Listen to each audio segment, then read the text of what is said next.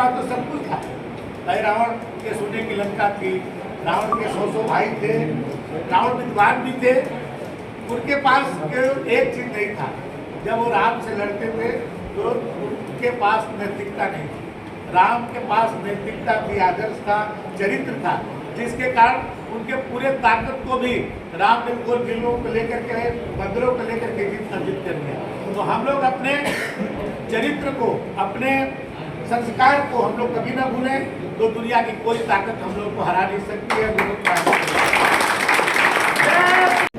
देखिए, हिटलर सरकार उनकी ही सरकार थी, क्योंकि उस सरकार के और संगठन के वो स्वयं के मालिक होते हैं। भारतीय जनता पार्टी में तो लोकतंत्र है, समाज के अंतिम व्यक्ति भी अपने नेतृत्व क्षमता के बल पर आगे बढ़ता है। आज मोदी जी एक सामान्य परिवार से वहाँ तक पहुँचे, योगी जी एक सामान्य परिवार से वहाँ तक पहुँचे हैं। ये इस तरह के चीज़ें जो है, जो परिवारवादी पार्टियां होती हैं, जो जन्म से नेता बनते हैं, वही ऐसा बात कर सकते हैं। भारतीय जनता पार्टी में किसी के जाति और मजहब के आधार पर में कोई निर्णय नहीं होते हैं। सबका साथ, सबका विकास, न किसी का वर्चस्व, न किसी की उपेक्षा।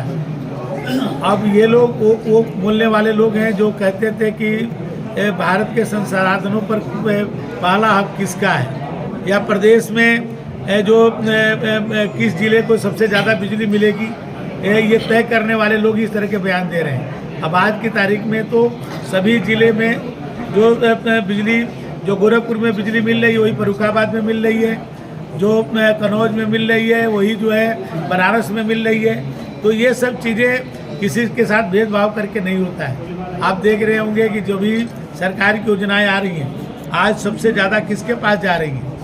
जो गरीब लोग हैं, दूसरे मजहब के भी हैं, तो उनके यहाँ भी ज़्यादा उसका लाभ मिल रहा है। उन लोग की सरकारों में ऐसा थोड़ी था। उन लोग की सरकारों में तो चिन्हित करके लोगों को काम करते थे। इसी तरह से वो भाजपा के बारे में सोचते हैं। आजम खां की जेल शिफ्ट होने की वजह से उनका बयान आया है कि उनका इनकाउंटर किया जा सकता है। आजम खां को डर सता रहा है, क्या कहेंगे? देखिए, अब कानून का राज स्थापित है और योगी जी के जो राज्य में कानून जो बेहतर हुआ है, हम कह सकते हैं कि सुरक्षित रहेंगे।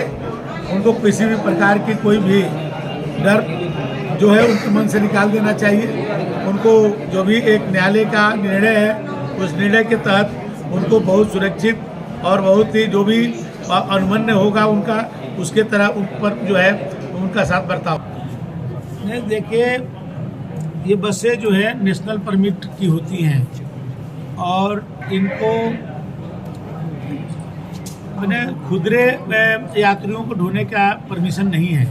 ये पार्टी लेके जा सकते हैं या एक स्थान से दूसरे स्थान तक ये जा सकते हैं। बीच में ये किसी को ले नहीं जाते, उतार नहीं सकते, चढ़ा नहीं सकते हैं।